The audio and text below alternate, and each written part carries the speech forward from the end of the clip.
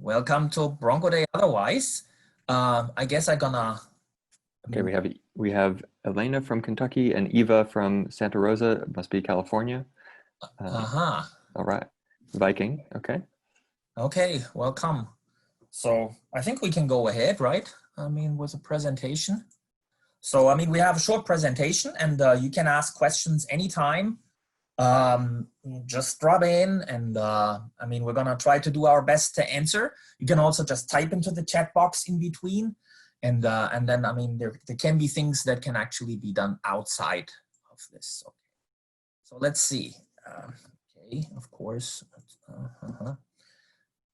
So that's kind of like the short view. So I'm gonna look a little bit at why math. We'll look at why math pays, actually. I mean, if you decide on math, why studying math in college and at Boise State University. We will talk about the mathematics kind of students, the students of mathematics forming a thriving community of learners. We talk a little bit about the flavors of math majors. I mean, you're gonna see a little bit the research interests of our faculty represented there. And in the end, like a little bit opportunities to do research with faculty while you are a student in the department. Okay, let's see. Yep, that's the next slide. So we start with a small puzzle. And for this, of course, I have to go out of that mode or it's not gonna be working. And so you see this, you see like the fields here, 1, 2, 3, 4, up to 16. And the game is asking to place 16 shapes into the matrix so that there is exactly one shape of each type in each row and column. So whoever has done Sudoku he might be reminded of Sudoku, something like that. And I'll kind of maybe let you think about it for a while. Maybe you come up with a suggestion for that. Mm-hmm.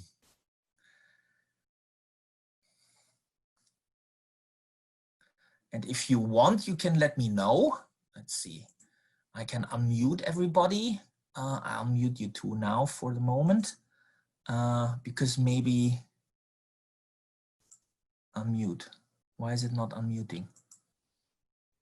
It's not unmuting.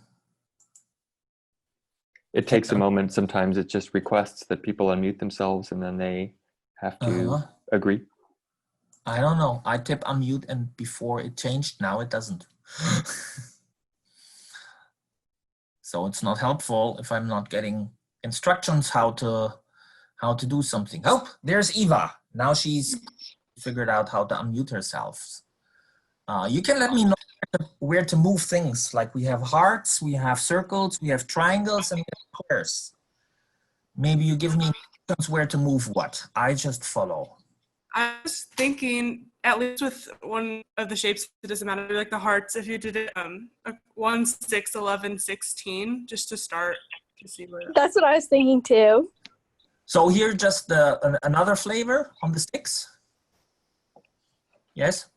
You want another flavor there? Just or no, all the hearts. All the hearts along the hearts. All the hearts on this kind of diagonal. Okay, we can do that. That's a good move. Very good. It's a very good way to start.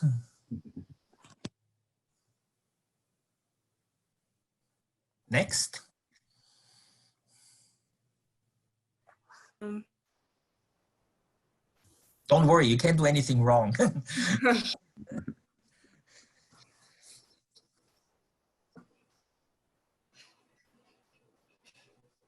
Now I have 4. Like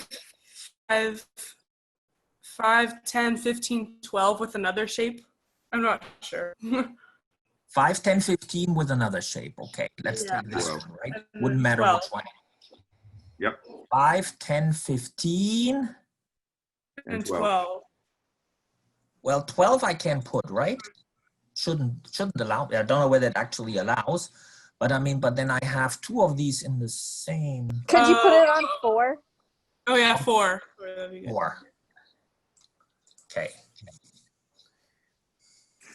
And then for the squares, could you put it on 9, 14, and 3?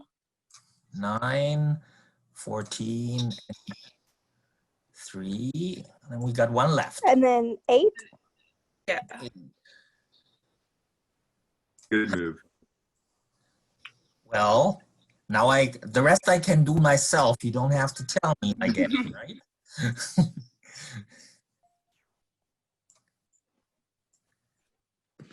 Okay. That looks great. What do you think? Is that unique? Yeah. Yeah. Mhm. Or could we do it another way? What do you think?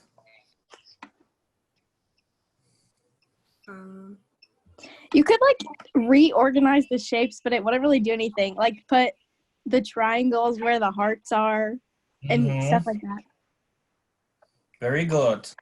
Very good. You could also change 2 columns. Yeah. You could also reflect. Mhm. So there are plenty of ways actually to get other Cross ways. it over. Yeah, but they are not really essentially different, right? I mean, in a certain way, if you think about it. Okay. Are What we is that ready to go called? on? What is it called, the Uwe? This game. This game? Well, for me, that's Sudoku.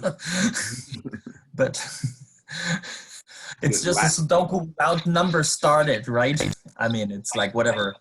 It But for a wasn't mathematician, what squares. is, yeah, Latin square. Latin And- squares, right? I mean, they have names, but I mean, but it's really all the same kind of like Sudoku idea, in my opinion. Okay. So maybe we go on. But Latin squares show up in lots of areas, even like cryptography. Yeah. Okay. Math pays in more ways than you think. Oh, what are these? Dollar coins? Yes, so, right? Yeah, they look like pounds to me. Yeah. But how do they grow these plants through them? Okay. So, well, good reasons studying math, right? I mean, there's a little bit information here. 8 out of the 10 top careers are math intensive. I guess computer science, I mean, that's like one of the things which is math intensive. All of STEM, right, in a certain way is math intensive. Math majors report high job satisfaction. Well, if you like math and you can keep on working with math, I will subscribe to that. A wide variety of pure and applied subjects. Yeah, math is there's more variety than one thinks. I mean, we'll look at this map in a second. So there are math career options, of course, everywhere. I mean, you can stay at universities, you can teach, do research. There's teaching in schools. I mean, there's many jobs in industry and then jobs in government agencies and laboratories. I mean, there's a link there. I guess actually, do the people who are here now, do they get access to our slides? I would think so, right? But I mean, there's a recording anyway, but I wonder whether they can ask to get access to the slides. So here's a little bit bigger is the map, a map of math. So who starts talking? Maybe Sam starts talking on the upper left. Well, you can see It a looks like kind of a you. general division of purple is sort of more on the pure side and blue is more on the applied side, but there's actually quite a lot of overlap in reality. I don't know, what do you want to talk about? There's so many different little boxes. Well, I see, for example, I definitely see here, I see Sam. Okay, yeah, that's where I live. That's for sure. Right? I mean, I see somewhere down here, I see myself, right? I mean, where's Grady? Do I have to circle myself now, I guess? I don't think you can, so just tell Uwe. Oh, no, I can annotate this board here. This is where, True. this is me over here. Oh, numerical analysis. Yeah. So, wow. there's so much left over, so we don't apparently, right? Sure. So yeah, I mean, there's fun stuff here. P is different from NP, right? That's actually still a conjecture, right? It's different from NP. It's lots to do with computer science and computing and things like that. And you see here's, but this is also Sam, actually. I know he's always talking about this stuff, Gödel's incompleteness theorem. You can I also love put me on graph theory. I love solving Rubik's cubes and doing group theory. Oh yeah, you like lots of stuff, right? You love to do Rubik's cubes, graph theory. I like graph theory too, though. Yeah, me too. I even like that. Fair enough. That's Yeah. on the slide side. Well, I know you teach complex analysis a lot, right? Yeah, Down there. I love complex And, analysis. Well, I should say differential geometry is also something I really like. And actually, I mean, like I have student where we're kind of like more working at the moment, like in this student in our master's program. It's more like working in this field, dynamical systems also. And I do this stuff. More. You start encircling more. So you see, the longer we think about it, right? I mean, the more it comes actually up. And when you start, you know, you start down here, right? With calculus and things like that. And I guess, you know, in the first year, often calculus. Did any of you already have some calculus in high school? I had a little bit in the I'm taking now. I did pre-calculator. Mm-hmm. Good. And also lots of probability and things like that. Yeah, so we don't have all our faculty represented, but we do have courses, you know, in this whole sort of side of the world. Yeah, you have people who love game theory, right? And yeah, there's so much stuff on this map. Even I haven't really seen all until now. You have any questions? You want us to talk about something? Something more specific? Engineering, yeah. Interesting, the map, right? I mean, starting from very pure stuff and then going on the right-hand side, it gets more and more applied. Mathematical finance. That's where the money coins. That's why there were these coins, right? This is also where the money. This is where the money is too right now. So, machine learning. Okay. Oh yeah, machine learning. It's big. I now saw that where's that, in Connecticut? They have these drones flying around, and they use AI technology. You know, they use technology, the machine learning technology, if you want. The kind of like to figure out whether people have, you know, increased temperature, or the way when they sneeze, the way they hold. And I mean, in order to find people with symptoms. So this is really, machine learning stuff is one of the most hottest subjects that probably we have in math at the moment. All right, let's go on. Okay.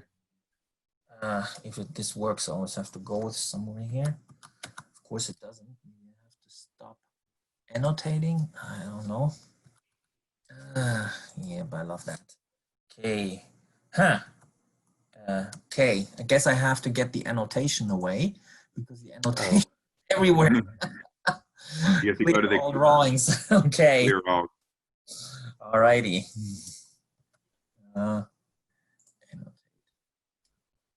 Okay, something's moving here. So that was the next slide. What our students love about Boise State. Okay, we see the admin building, right? Is that building in the background? So where all the administration offices are. Kind of, yeah. Registrar. Yep, register. Main quad. If you can actually study in person, then that's where you'll be going a lot to take care of all these. Yeah. Okay. So good reasons to study at Boise State. Okay. So yeah, it's a home away from home. I mean, I mean, we want to say with that, I mean, our classes in particular, our upper division classes, it's usually there's like only a few students in there, which is actually very good. I mean, because then, it's very individual talking, helping and working. And so they form a community, right? And we have now also like some special tutoring actually for our upper division courses also organized, which is it's very helpful. Well, affordable, I can't really say anything. I guess when it comes to questions about money, admissions is probably the best place to talk about that. It's an adventure. Why is it an adventure, Sam? I don't know. Why is it an adventure to study at Boise State? There's lots of outdoor activities. I think that's what it's referring to. Yeah, just kind of the local culture. Yeah. There's tons and okay, tons so why at Boise? So it's not actually studying math. It's out into the mountains and kayaking. It helps you, helps clear your mind if you're so you can learn math better if you also can go skiing. Okay. Research and career opportunities. Yeah. I mean, we have students who have go into internships at the Idaho National Laboratories and things like that. So besides actually what we offer, I mean, there are very good options. I mean, for internships, I mean, to go out, I mean, away from the university. We have an internship program, so connect to some local businesses in Boise, some high-tech firms. Hmm. And, we also have the in-house research options. Students who work with faculty on projects. Everyone does a senior thesis, which could be, more of a quick thing, or could take more time and be more of a product that you then have for yourself. Any questions? Feel free to jump in anytime. Innovative, high-quality teaching. That means we try our best, right? It means we have a central place where new teaching ideas are explored and disseminated to faculty, and then they go out and try them in their classrooms and measure results. And in other words, faculty actually care about, not just walking into the classroom, but doing it right. And you're taking classes from faculty. You're not taking classes from graduate students. Learn the mathematical foundations of computer programming. Yeah, I mean, I think we now have a program requirement for everybody, right? I mean, we had it before, but before it was actually, you had to take a course in the computer science department. Now we have our own programming courses, which I think is actually an improvement. Okay, a thriving community of learners. If X is an integer such that, I try to read that, 3. Okay. Proof. Suppose X is even. I wonder where they actually, that could be in something like discrete math. That's right. I think this is kind of the first proof-based class they take generally right after calculus. So if you've got some now, you might take it right away. Mm-hmm. Okay. Join the math club. So yeah, we have a math club, and we have a faculty member who's was supposed to be here but didn't show up. Who was supposed to kind of like, he's organizing the math club. I mean, we actually did plan on them going to Salt Lake City to a meeting, but unfortunately it had been canceled for kind of known reasons, I guess. But I mean, everything was planned. I mean, hotel was booked and they were registered for the conference and everything. So, I mean, this, for example, these are good experiences. And I mean, they meet probably, I don't know, once a week or so, get together. Sometimes. Yep. Sometimes they organize talks, like they bring in a speaker specifically for students, either about a mathematics topic or about some industry position that the speaker is in. Mm-hmm. Yeah, take classes from instructors who care. Yeah, well, I can say all of our instructors care. So you go the extra mile with free tutoring. That's kind of like what I was indicating, that we have, we have for the beginning classes, we have tutoring, and then also for all the upper division classes, we actually have tutoring. Oh, they must be playing some game there in that picture. You know, There's also the ability to, you can also be a tutor yourself too, and usually there's opportunities for that to be hired on. Yep, also for grading, right? I mean, grading classes. If TA, learning assistant, holding study sessions for students in first year classes when you're in your second or third year. Doing it's research really summer. So. Yep. Okay, what else do you wonder? I'm gonna go a little faster because I'm actually already quite advanced. Sample the flavors of math at Boise State. Ooh, a little bit about that. I see ice cream. We have there. Who's that? What else do you wonder? Any questions at this point?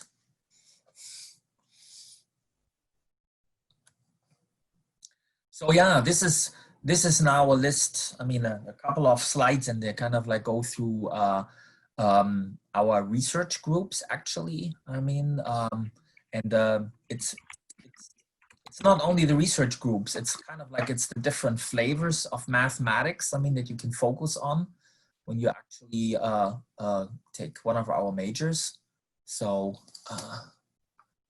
let's see here. There's lots of chats going on. Somebody looks into the chats. Sam, are you looking into the chats? Because there are some. Yeah, Grady and I are monitoring it. Okay, so yeah, like if you start, for example, I mean, you might actually enroll as a math major, but then you can choose an emphasis, and I mean, and there could be an emphasis in math education. You don't have to choose that, but if you choose it, then actually relatively early, you're gonna go into schools, and actually even in the first year, as far as I know, there are courses that you take like STEM 101 and then on and then keeping on going. And I mean, in these courses you go and teach. Okay, hope not. So this is like the I Do Teach program. That's our STEM education program that works not only for mathematics. There's actually, there are flavors, I mean, physics, and I mean, if there's double majoring, right? I mean, you can also do that, of course. So this is again, it's a job that is actually, at least I hear that now, is better paid than people often think, right? I mean, people often think that if you go into K-12 teaching, you're gonna be poor. And I mean, but I mean, the numbers that I've seen actually show it's much better than the usual opinion is about that. So this is like something, if you feel like I might be interested in doing that in the future. For example, you can take that emphasis. You would still, finish as a math major, and I mean, you could decide in the end to do something completely different, but it is an option that you have, right? So if you finish with this option, then you can go afterwards into K-12 teaching. None of us is actually in the I Do Teach program here, of the people who are here, but I mean, there might be some information in the other sessions, and I mean, and of course, I mean, we have several faculty, I mean, who are teaching a particular the courses for this program. Okay. So there's the link down there. Learn more at Boise State I Do Teach. Pure math. Pure math is solving problems at their deepest and most fundamental. I don't know. There's a box on top of it. Level. That's what I. So you can learn from faculty who specialize in the following areas. And let's start with Sam. That's my area, set theory and logic. Uva's area is actually the next one, topology, knots, and groups. And then we have a couple faculty who study cryptology. That's kind of the mathematics of cryptography. So that's kind of the area of pure math that that informs, you know, security, which is one of the most important areas in terms of industry in these days. And we also have faculty in algebra and combinatorics. So that's kind of, sorry, algebraic geometry, it says in combinatorics, which is true. So if you like kind of, if you like studying, so yeah, the relationship between geometric figures, Uwe is drawing some geometric figures, and algebraic structures and aspects. So that's getting into, if you've heard of groups, rings, and fields and so forth, polynomials. And that also actually has, you know, a connection with cryptology, cryptography. So these are kind of the areas of pure math that we cover. And our graduates tend to go, you know, out into teaching, into further graduate school in mathematics. And some of them just go into, you can often take kind of the skill set that you get out of pure math and take that into industry and say, well, I can study something really deeply and apply it in various areas. So that's kind of a CV builder that you've been able to learn something that's really sort of special and advanced like that. Great. Yeah, I'm a knot theorist, obviously. So knot theory actually is a part of topology here. And you might say, I mean, what the heck has that to do with mathematics, right? I mean, but it turns out that, for example, getting your hands on distinguishing, you know, you might say, okay, you know, if I draw a thing like that, how do I know that I cannot wiggle around this in space without breaking it up, of course, and end up with this picture? So actually they are different. This is, the upper one is the trefoil knot. The guy down there is the figure 8 knot. And I mean, and one actually has to develop some mathematics to show that this is not possible. You see, if you draw two pictures like that and you want to kind of like, you know, get from one to the other one, imagine you have like some rope in space and you are allowed to move that rope around. I mean, if you can do it, then it's fine. I mean, but usually you can try for a long time and you can never be sure that you cannot do it if it just doesn't work. So, I mean, this is like a typical problem. And you might say, well, that's way too theoretical, but I mean, this kind of knot theory, for example, is now much related to actually what's called quantum computing. And I'm interested in things like that too. And there's lots of connections with other things like algebra. Groups is a word that has to do, I mean, with algebra. And we have one faculty member who's in algebraic geometry and combinatorics. I think Sam is also very interested in combinatorics. And I mean, one of the things in mathematics is that even though we have these different categories, but in principle, it's all related, right? I mean, I need to use lots of combinatorics ideas, I mean, in knot theory or in topology, and Sam is also, so I mean, there's lots of overlap, right? And we all teach these courses.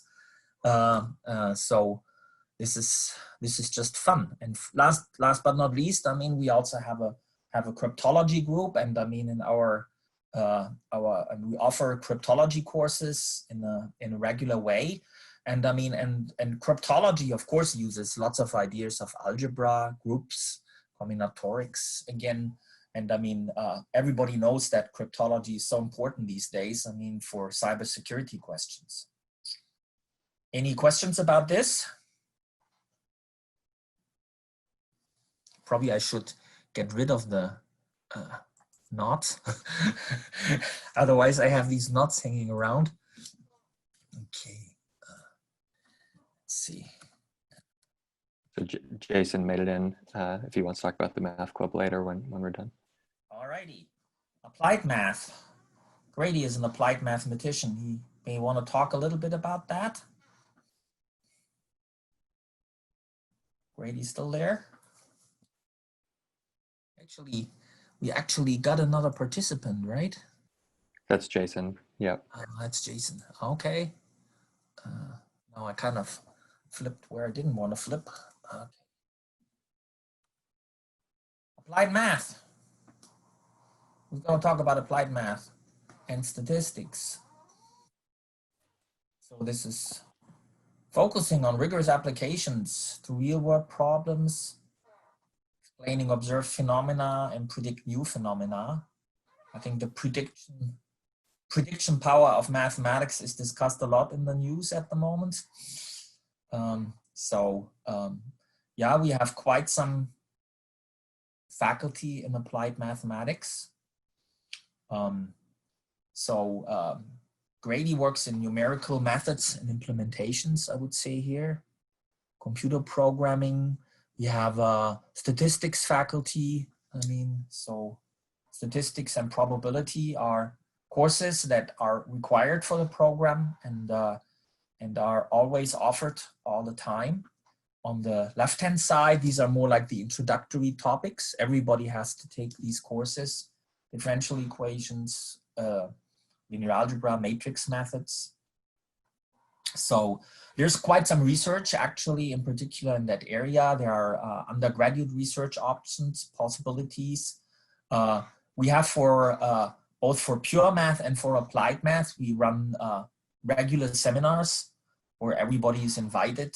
And so there's usually, you know, that can be very special talks, but but also we have like kind of open, like more general knowledge mathematics talks. We also run a colloquium series, right? Like, which actually last year was running very well. Lots and lots of lectures almost every week. We had somebody invited coming from the outside. And I hope that will go on in any case. It's interesting actually that in a certain way, working remotely opened up quite some stuff. I at least, for in my research area, I have to say, we now have this long list of, almost practically for every day, there's a long list of online possibilities, seminars, talks that you can actually just kind of participate in. And then lots of that stuff is recorded. And if you don't have time and are not available at that time, you can actually watch that stuff later on. Sorry, I lost my connection there. So okay, a little bit. Well, I just kept on talking, like, as a non-expert. So I'll let you Yeah. go. It was the worst time to lose the connection since that was my that's slide. fine. Do you want me to say anything, or did you cover it pretty much? No, I did not cover.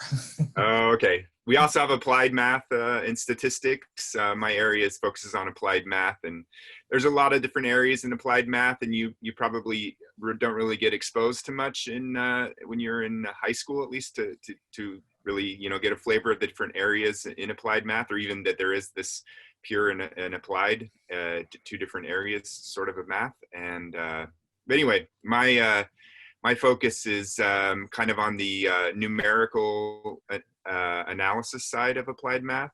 And the idea there is that you are using computers to solve the mathematics problems. So typically when you work on any real problem, or let's say an engineer or physicist or someone works on a real problem, tries to develop a mathematical model for it, the set of equations you get are not solvable by pen and paper. So you have to come up with ways to get the solutions or approximate the solutions using the computer to do it. So that's kind of the area that I focus in. But there's a lot of other areas in applied math too that we have in the department. People focusing on imaging problems where you try to discover a image, for example, medical image by non-invasive means.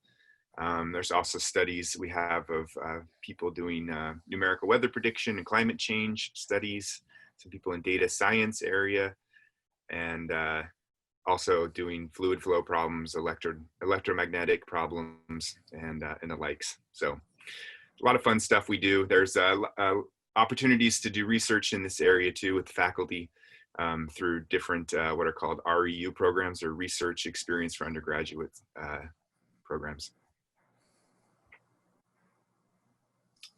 Good. Any questions on in that area? I don't. Minors in computational science and data science. Yeah. Well, we have for applied math, right? I mean, we have the standard applied math major, and then we have an emphasis. So you can also additionally pick an emphasis in statistics. Yeah. And then you kind of like take, I mean, additionally actually advanced statistics classes. And this is now something that of course lots of students are doing. I mean, because statistics is probably some of the best paid, I would say, if I think about the money piles again, probably of the best paid areas, I mean, mathematics. Yes. All right. I see on the right-hand side, I like these pictures, but I mean, what has that to do with electrodynamics? That's a radar coming off a stealth bomber. Okay. The electromagnetic signature of the stealth bomber, so you could see it on the radar screen. I mean, fluid dynamics and the car, kind of like I understand. Yeah, the fine. drag. That's showing drag on the car of the wind.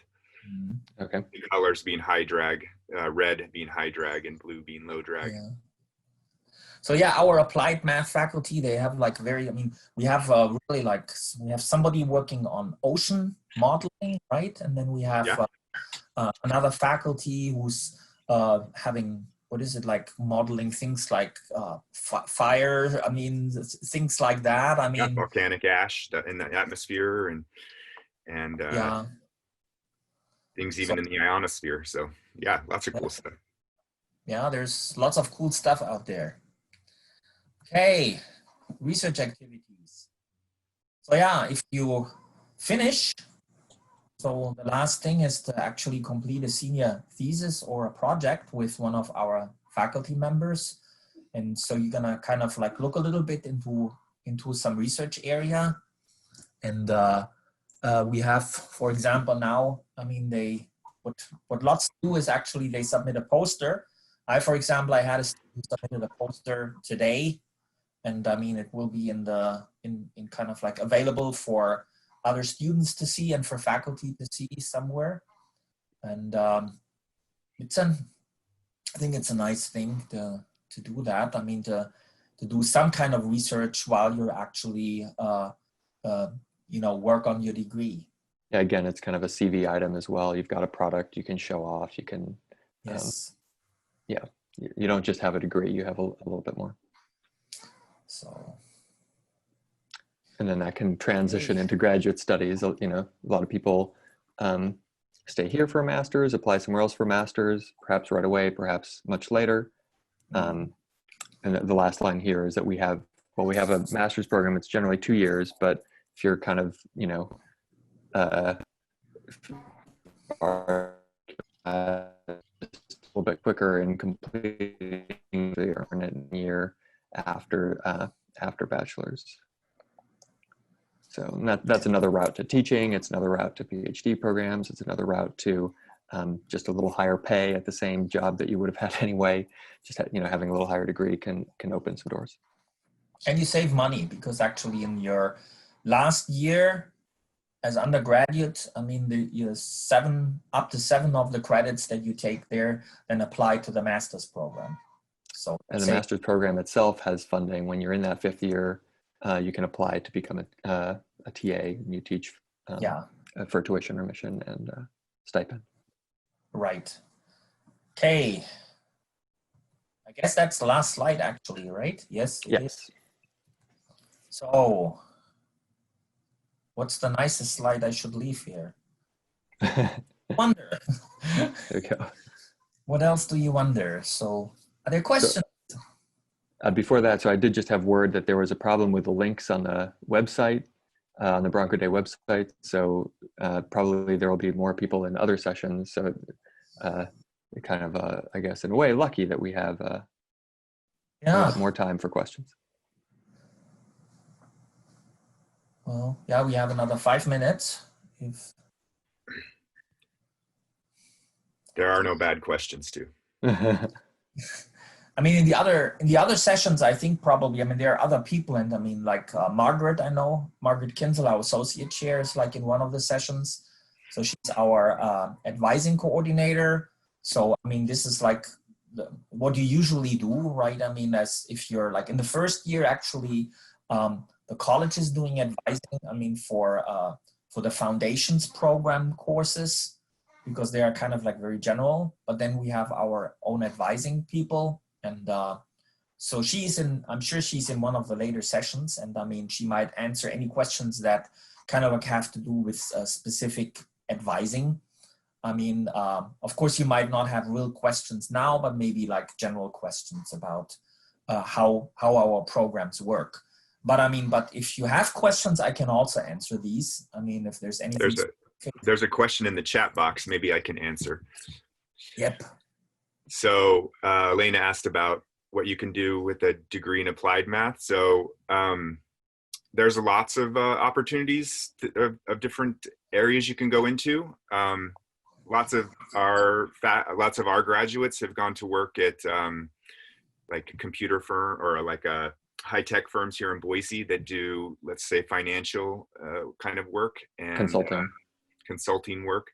So and then there's a lot of like software development, but more like along the lines of where you're, it's more of a, not like a web development kind of thing, but where you're doing sort of scientific related computer programming.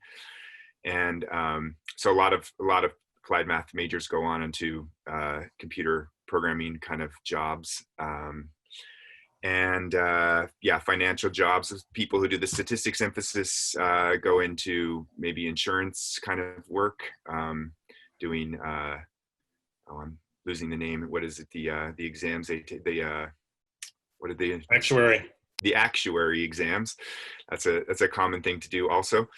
And then if you go in for like a master's degree or something, then you can open up a little bit more possibilities in going to like a national lab or something like Idaho National Lab, or and working sort of with hand in hand with scientists on solving some of their problems. And then there's opportunities also in national defense type industries and Department of Energy type of jobs also. So there's a great, if you're interested, there's a society that keeps, that has a lot of information about applied math and even in jobs in mathematics too, but I'll just type it in the chat window, but it's the Society for Industrial and Applied Mathematics. And they have a great sort of information on jobs that are possible. So I'll tell you, I was a math major, and obviously, I guess, and I worked as a software engineer right out of when I finished my undergraduate degree before I went on into graduate school. So it was pretty natural transition. So there's not too many. I mean, math majors always seem to get jobs. I don't know. Yeah. It really it kind of surprises maybe if you don't know, but like it said on that first slide, like if we looked up just like what are the top careers in terms of a variety of factors, happiness, pay, advancement, just took into account a few standard factors, and like almost all of the top top careers were either math itself or like involved a lot of math.